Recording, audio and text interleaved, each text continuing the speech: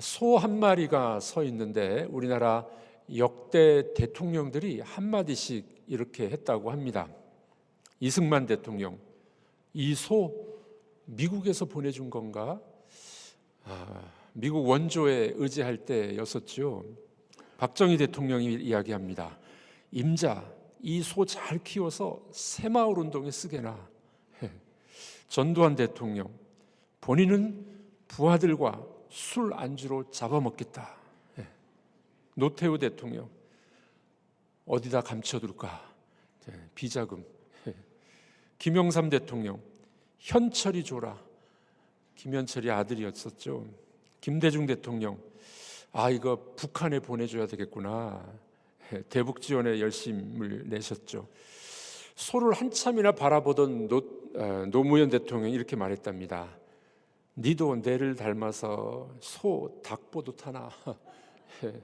이명박 대통령입니다. 광우병 파동 때문에 힘들었었잖아요. 너 몇 개월 됐냐?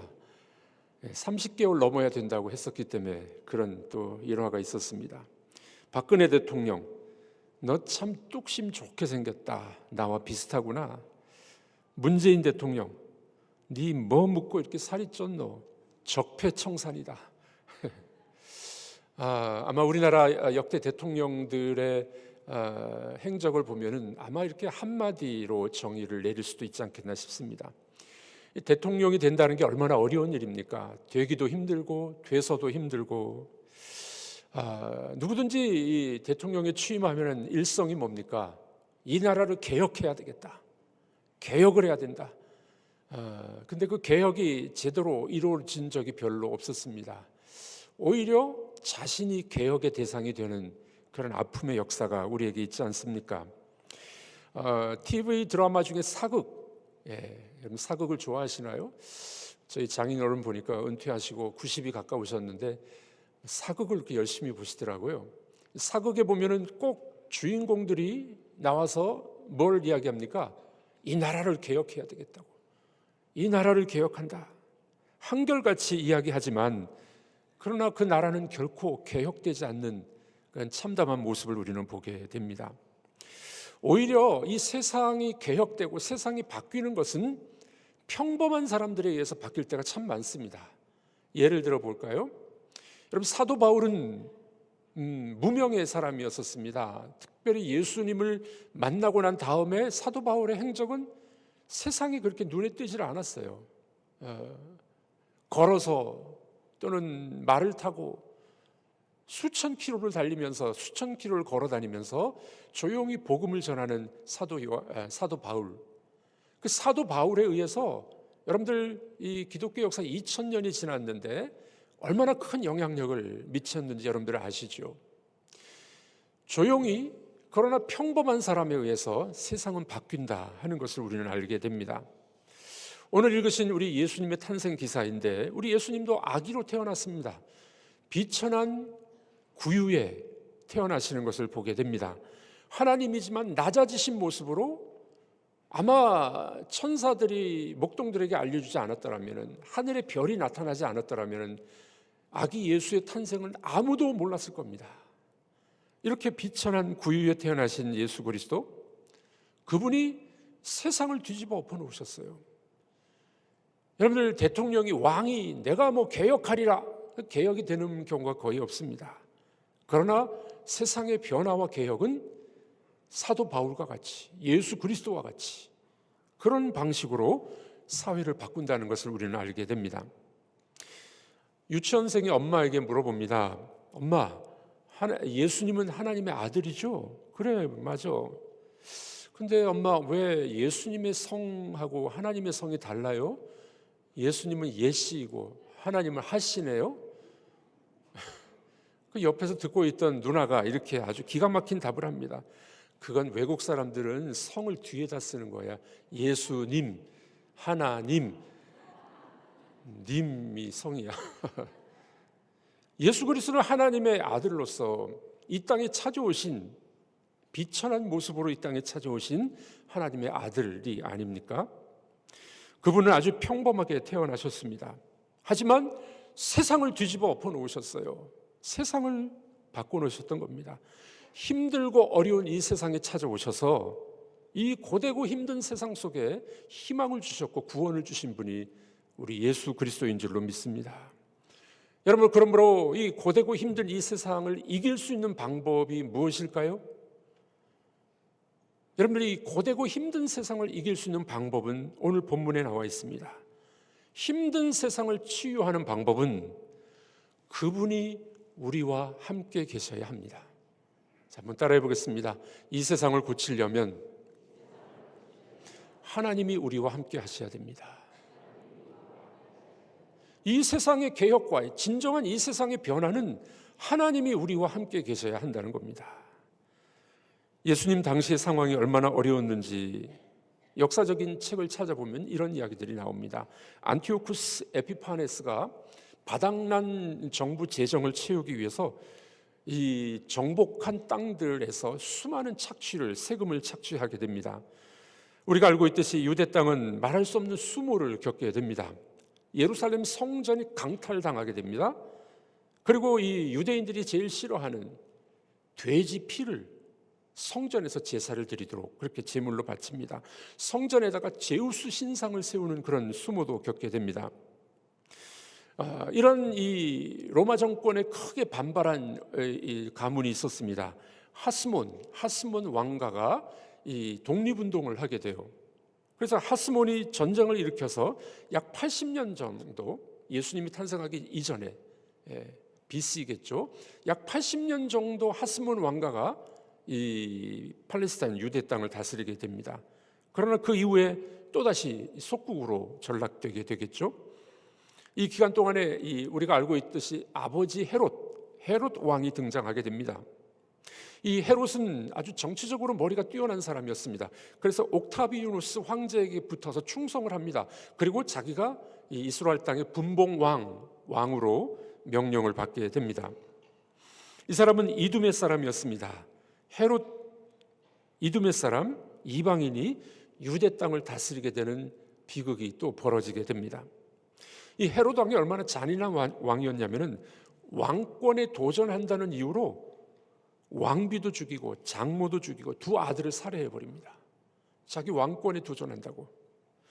이런 상황 속에서 유대인들은 정치적, 문화적 저항을 일으키게 됩니다. 우리가 잘 알고 있듯이 헤롯의 이 악행에 저항했다가 참수당해서 죽는 인물이 등장합니다. 누군지 아십니까? 세례 요한이에요. 세례 요한이 도전을 하다가 그만 참수당해 죽는 것을 우리는 보게 됩니다. 종교적으로도 얼마나 타락한 시대였는지 모르겠습니다. 이 성전에서 예배드리고 제사드렸던 제사장들이 성직을 돈을 주고 매매를 하게 됩니다. 타락한 제사장들, 세속적인 쾌락에 탐닉했습니다. 성전의 뜰은 술꾼들의 숙소가 되어버립니다. 성전에는 불경스러운 이방 의식들이 난무하게 됩니다. 왕들은 대제사장의 묵인하에 유대인들을 박해하게 되는데 제산을 약탈하고 성전에 있었던 금으로 입혔던 그런 이 기구들이 있었는데 금박을 다 떼내버립니다. 헬레니즘 문화, 그리스 문화를 대체하는 그런 일들도 벌어지게 됩니다. 사회적으로, 정치적으로, 종교적으로 참으로 암울한 시대가 바로 예수님이 태어나는 그 시대였던 겁니다. 영적으로 심각한 고통의 시대였었습니다. 여러분들, 이 예수님이 탄생하셨던 그 시기를 보면은 너무나도 암울한 시기인데 이 암울함이 오늘날 우리 대한민국에도 있지 않겠습니까? 진정한 왕이 없는 거예요. 누가 책임지고 이 나라를 끌고 나갈 수 있을까요? 위기의 시대에는 위대한 영웅이 탄생하고 있다 그러는데 아직 우리 눈에는 영웅이 보이질 않고 있습니다. 위기의 시대에 나라를 구하는 영웅이 나온다는데 언제 누가 영웅이 될까요? 환율은 오르고 수출은 먹구름이 들이온다고 합니다. 자영업자들은 폐업하고 자본금까지도 까먹는 어려운 시기입니다. 여러분들, 예수님이 탄생하셨던 그 시대와 오늘날 우리 시대와 똑같다고 저는 생각을 해봅니다. 이 고통의 시기를 해결할 수 있는 방법은 무엇일까요? 오늘 본문은 그 분명한 답을 우리에게 주고 있습니다. 그 답이 뭘까요? 하나님이 우리와 함께 계시면 됩니다. 하나님이 우리와 함께 계시면은, 그분이 우리의 이 고난 속에 찾아오시면은 우리의 이 어려운 문제들, 우리의 고난의 문제들이 해결되고 치유되게 될 줄로 믿습니다. 그래서 오늘 주님은 이렇게 말씀하십니다. 23절 다 같이 읽어보겠습니다. 처녀가 잉태하여 아들을 낳을 것이요 그의 이름은 임마누엘이라 하리라 하셨으니 이를 번역하면 하나님이 우리와 함께 계시다 함이라. 그렇게 암울한 시기에 하나님이 우리와 함께 계시면 문제가 해결돼, 그리고 그분이 이 땅에 찾아오시게 된 것 아니겠습니까? 여러분, 임마누엘의 뜻이 뭡니까? 임은 함께라는 뜻입니다. 마누는 우리, 누엘은 엘은 하나님입니다. 하나님이 우리와 함께 계심. 이게 임마누엘, 누구의 이름이에요? 예수 그리스도의 이름이 임마누엘입니다. 예수님의 그리스도의 임마누엘 뜻이 뭐라고요? 하나님이 우리와 함께 계시다 하는 겁니다. 원래 이 말씀은 이사야서 7장에 나오는 예언의 말씀입니다. 그때 당시 유대 왕은 아하스였고 북이스라엘의 왕은 베가였습니다. 이 베가 북이스라엘 왕이 아람과 손을 잡아요. 그래서 북방에 있는 두 나라가 손을 잡고 남쪽 유다를 침공하려는 계획을 갖고 있었습니다. 그때 이 아하스가 그 내용을 알게 됩니다. 공포에 사로잡히는 그런 때였었습니다. 그때 하나님이 이 아하스 남유다 왕에게 주신 말씀이 이 말씀이에요. 하나님이 한 징조를 보이겠다. 그 징조가 뭐라고요? 임마누엘, 처녀가 잉태하여 아들을 낳을 것이다 하는 약속의 말씀을 주게 됩니다. 여러분들, 우리가 하나님의 백성으로 살아가면서 하나님이 우리와 함께 계시다는 것을 알게 될 때 얼마나 큰 힘이 되겠습니까? 때로는 그걸 잊어버릴 때도 있어요. 하나님이 나와 함께 계심을 잊어버릴 때도 있습니다. 그분이 눈에 보이지 않고 그분이 도와주는 것 같지 않는 상황 속에도 여전히 하나님은 우리와 함께 계심을 여러분들은 붙잡으시길 바랍니다. 아무리 어려워도 하나님이 우리 민족과 여러분들의 가정과 우리 교회에 함께 계심을 믿으시기를 바랍니다. 하나님은 우리와 함께 계시길 원하는 분이십니다. 야곱이 형 에서를 피해서 도망갈 때, 도망가면 거기는 하나님이 없는 줄 알았어요. 그러나 베델에서 하나님이 만나 주시죠. 야곱의 고백이 뭡니까? 그가 과연 여기 계시거늘 우리가 깨닫지 못했다. 여러분, 엠마오로 가던 두 제자, 부활의 주님을 만나고 난 다음에 눈이 밝아집니다. 뭐라고 고백합니까? 이 길에 함께 하신 줄 저희가 몰랐습니다. 그리고 이 식탁에 함께 계신 줄 저희가 미처 몰랐습니다. 여러분, 우리가 힘들고 어려운 시기를 살아가면은 하나님이 함께 계심을 잊어버립니다. 하나님은 나를 도와주시지 않는가 봐 생각하기도 합니다. 그러나 그럼에도 불구하고 여전히 그분은 여러분들과 함께 계심을 믿는 여러분들이 되기를 축복합니다. 그래서 마태복음의 마지막 구절은 예수님이 이렇게 약속하셨잖아요. 부활하시고 난 다음에 제자들에게 약속하셨습니다. 세상 끝날 때까지 내가 너와 함께 하리라. 마태복음 28장입니다. 읽어보겠습니다. 내가 너희에게 분부한 모든 것을 가르쳐 지키게 하라. 볼지어다 내가 세상 끝날까지 너희와 항상 함께 있으리라 하시니라. 주님은 세상 끝날 때까지 우리와 함께 계시겠다고 약속하셨습니다. 그러므로 여러분들이 어렵더라도 힘들더라도 이 말씀을 꼭 붙잡으시길 바랍니다. 내가 어려워도, 우리나라가 어려워도 주님은 우리와 함께 계십니다. 아멘이십니까? 우리 한번 따라해 보겠습니다. 어려워도 주님은 우리와 함께 하십니다. 이 말씀을 꼭 붙잡는 여러분들 되시길 바랍니다. 그래서 우리는 이렇게 기도해 볼 필요가 있습니다. 주여, 우리 대한민국을 불쌍히 여겨 주시옵소서. 주여, 우리와 함께 해 주시옵소서. 이것이 우리의 기도의 제목이 되어야 될 것입니다. 장애인들의 이야기를 쓴 책이 있습니다. 장애인들의 여러 가지 이야기들을 담은 책이 있는데 여기 한 어머니의 이야기가 나옵니다. 암 치료를 받으면서 병실에 누워 있었습니다. 여러 달을 병실에 누워 있다가 이제 자원봉사자의 손길을 의지해서 잠깐 이제 옆에 학교, 초등학교 학교에 운동회 하는 데 가서 구경하게 됩니다. 가봤더니 장애인 어린이들이 육상 경기를 하고 있었습니다. 장거리 이 달리기를 하고 있었는데 갑자기 이 비틀비틀 뛰고 있는 여자아이 옆으로 한 50대 이 아주머니가 트랙 안으로는 못 들어가고 밖에서 함께 뛰기 시작한 거예요. 치마를 입었습니다. 뭐 잘 뛰지는 못했지만 이 비틀비틀 뛰는 아이 옆에서 함께 뛰어주기 시작한 겁니다. 그리고 이런 이야기를 했어요. 딸아, 영아야, 멈추면 안 돼. 달려야 해, 달려야 해. 이 비틀비틀 뛰던 장애우 아이가 비틀비틀 뛰다가 엄마가 옆에 와서 응원하니까 힘이 나가지고 자세를 고쳐 잡고 끝까지 뛴 겁니다.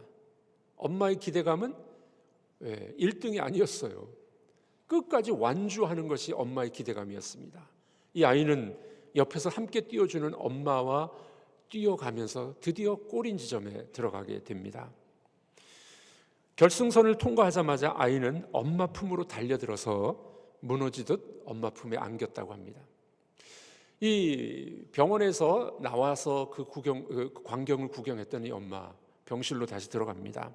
그리고 그날 밤에 아주 감동적인 한 장의 편지를 아들에게 써서 보내게 됩니다. 상황은 다르지만 지금까지 나도 너의 곁에서 함께 달리며 너를 응원하는 인생을 살아왔단다. 이제 엄마도 장애인이 된 지금 너의 경기를 관전하는 구경꾼의 자리에 서게 되었단다. 그리고 아무래도 엄마는 오래 살지 못할 것 같은 병이야. 조금만 더 시간이 흐르면 엄마의 모습도 보이지 않고 엄마의 목소리도 들리지 않을 거야. 그러나 아들아, 그때 엄마의 모습이 보이지 않아도 엄마의 목소리가 들리지 않아도 나는 여전히 내 곁에서 너와 함께 달리고 있을 거야. 엄마의 모습을 보고 엄마의 목소리를 들었으면 한다. 달려라, 나의 소중한 아들아. 포기하지 말고 달려라. 나는 여전히 너를 그렇게 응원해 줄 거야. 내가 넘어졌다면은 그때 엄마는 하늘나라에서 너를 위해 기도하고 있을 거야. 주님, 이 세상 끝날까지 우리와 함께 하시겠다고 약속하셨잖아요. 주님이 가서 내 아들을 일으켜 주세요. 주님이 함께 해 주세요. 포기하지 않고 달리기를 원한다. 주님과 함께 달리기를 원한다. 임마누엘 파이팅! 기도로 함께 달리는 엄마가, 이렇게 엄마가 편지를 썼다고 합니다. 여러분들, 아이들 옆에서 엄마가 응원해주고 함께 있듯이 우리 부모는 어느 순간에 자녀들과 함께 있지 못할 때가 있을 것입니다. 그때 우리 주님이 여러분들의 자녀들과 함께 계셔서 임마누엘 하셔서 함께 달려가 주시고 함께 붙들어 주시는 역사가 있게 될 줄로 믿으시길 바랍니다. 주님은 세상 끝날 때까지 내가 너와 함께 하리라. 임마누엘로 오신 주님은 세상 끝날 때까지 우리와 함께 계심을 믿는 여러분들이 되기를 주님의 이름으로 축복합니다. 사랑하는 성도 여러분, 그렇습니다. 예수로 오신 하나님은 임마누엘로 오셔서 우리가 하나님을 만날 수 있도록 해 주셨습니다. 그분은 우리와 함께 계십니다. 아무리 정치가 어렵고 아무리 경제가 어렵다 할지라도 그분은 지금도 여전히 우리와 함께 계심을 굳게 믿는 여러분들이 되기를 바랍니다. 최근에 얼마 전에 차인표 씨가, 영화배우 차인표 씨가 소설도 썼습니다. 문단에 데뷔도 했어요. 차인표 씨가 지은 소설 이름이 언젠가 우리가 같은 별을 바라본다면, 이런 제목입니다. 참 마음이 따뜻한 이 소설인데 한번 읽어보시면 좋겠습니다. 여기 이런 이야기가 나옵니다. 먼저 하늘나라에 간 엄마는 푸른 하늘의 엄마별이 돼서 그의 자녀를 지켜준다 하는 이 스토리가 나옵니다. 아마도 이 차인표 씨는 그 엄마별을 생각하면서 신앙이 좋은 사람이잖아요. 그 엄마별이 그 자녀를 지켜준다는 이 내용 속에 아마도 주님이 우리를 지켜주실 거야, 주님이 우리와 함께 계실 거야를 생각했을 것 같습니다.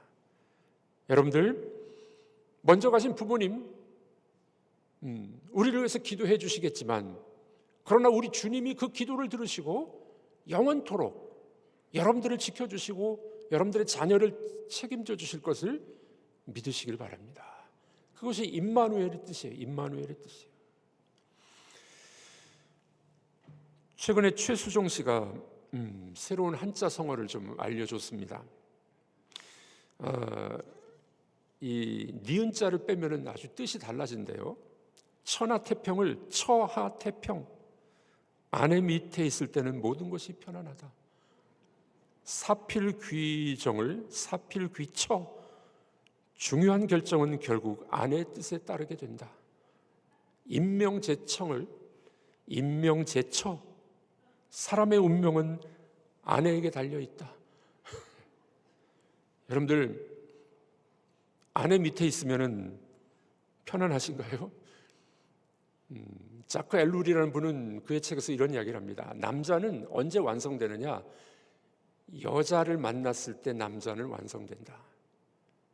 히브리 단어를 가지고 그렇게 설명을 합니다. 하나님이 남자를 만드시고 여자를 만든 이유는 남자는 여자를 만났을 때 완성된다, 이런 이야기도 있습니다. 여러분들, 우리가 부부간에 함께 있으면 편안하고 안전을 누릴 수 있지 않겠습니까?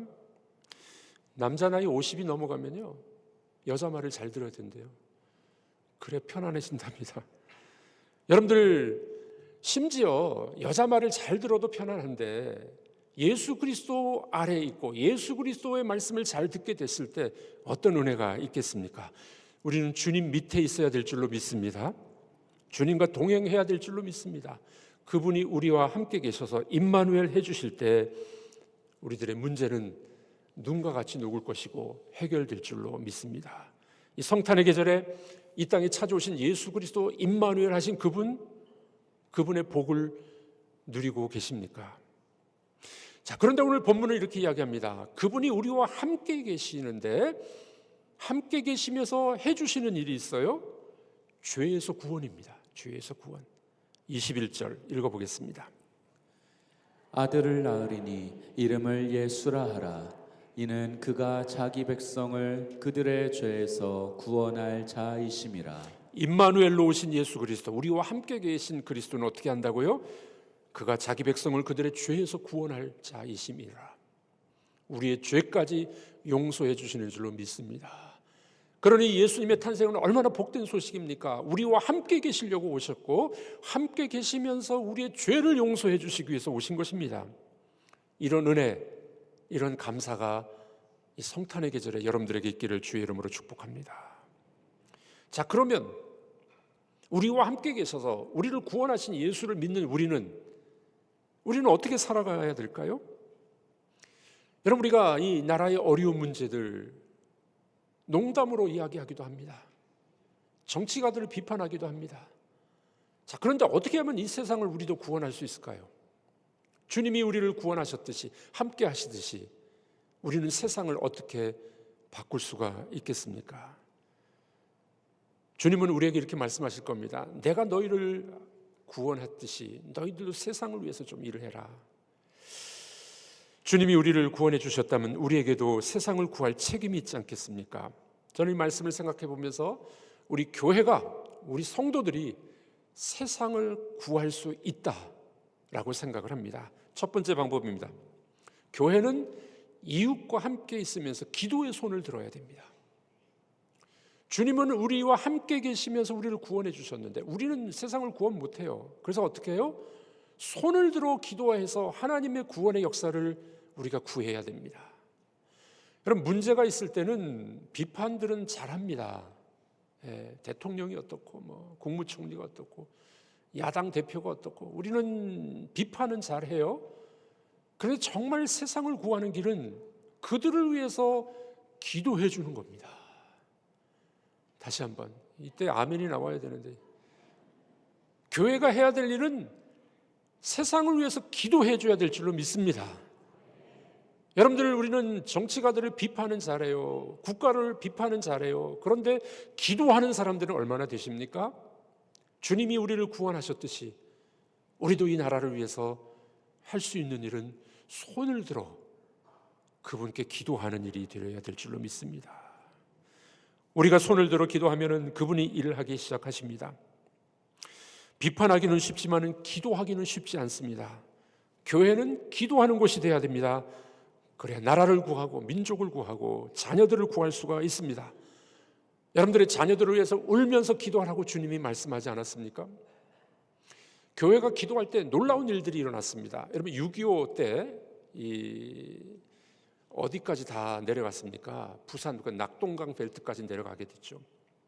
그 낙동강만 넘어가면은 이 대한민국이 다 점령당할 위기에 처해 있었습니다. 그때 성도들과 목회자들이 부산 초량교회에 모여서 기도하기 시작했습니다. 금식 기도하기 시작했어요. 일주일간 집회를 하면서 회개의 기도를 하게 됩니다. 그런데 일주일이 넘어서 무려 15일 동안 기도했다고 합니다. 그날 부산 전역에 호해가 뭡니까?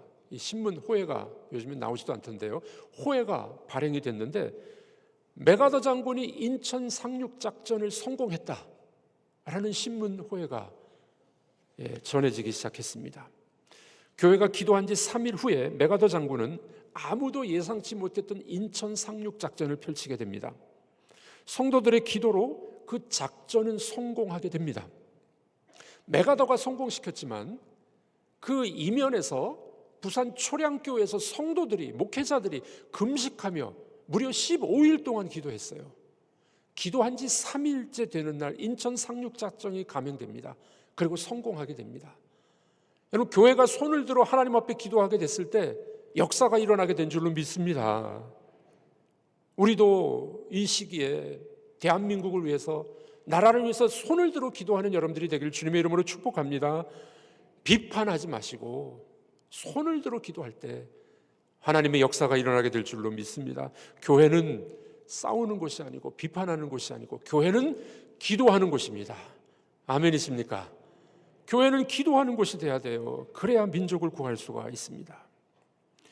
마지막 두 번째로 우리가 할 수 있는 일은 뭘까요? 주님이 임마누엘 하셔서 우리를 구원해 주셨는데 이제 우리가 해야 될 두 번째 일은 뭘까요? 각자가 맡은 일에 성실히 의무와 책임을 다하는 겁니다. 교회가 세상을 구하는 길은 어렵지 않습니다. 우리가 맡은 일을 최선을 다해서 성실히 그 일을 감당해 나가는 겁니다. 그때 하나님께서 우리를 통해서 역사를 바꿔 나가는 것이죠. 우리의 의무와 책임을 다하는 것이 세상을 구하는 길이 됩니다. 성실한 납세, 법을 지키는 일, 국가를 위해서 준법 정신을 지키는 일, 그것이 바로 나라를 구하는 길이 될 수가 있습니다. 여러분들, 정치가들은 또는 사리사욕에 빠진 사람들은 국정농단이다, 정치농단이다, 경제농단이다. 그러나 우리 성도들은 성실히 우리 그 자리에서 일을 감당하고 국가에 대한 의무와 책임을 다하는 그런 삶을 살아가면 우리나라는 다시 살아나게 될 줄로 믿습니다. 여러분들 그렇습니다. 주님이 임마누엘 하셔서 우리와 함께 계셔서 우리를 구원했듯이 이제는 교회가 그 일을 감당해야 됩니다. 손을 들어 기도하고 하나님 이 민족을 불쌍히 여겨주시옵소서. 하나님 저희들이 성실히 책임과 의무를 다하게 하셔서 이 나라가 다시 회복되게 하여 주시옵소서. 그때 하나님의 은총이 다시 한번 대한민국에 임하게 될 줄로 믿습니다. 이 어려운 세상에 주님이 함께 하셔야만 합니다. 임마누엘 하셔야만 합니다. 그래야 소망이 있고 구원이 있습니다. 이 어려운 시기에 교회가 세상과 함께 그들을 위해서 기도해 주는 교회가 되어야 될 줄로 믿습니다. 그때 다시 한번 부흥의 역사, 다시 한번 살아남의 역사, 위기의 시대에 영웅이 탄생하는 일들이 일어나게 될 줄로 믿습니다. 성탄의 계절에 주님을 의지하시고 그분의 임재하심을 믿으시고 힘있게 살아가는 여러분들이 되기를 주님의 이름으로 축복합니다.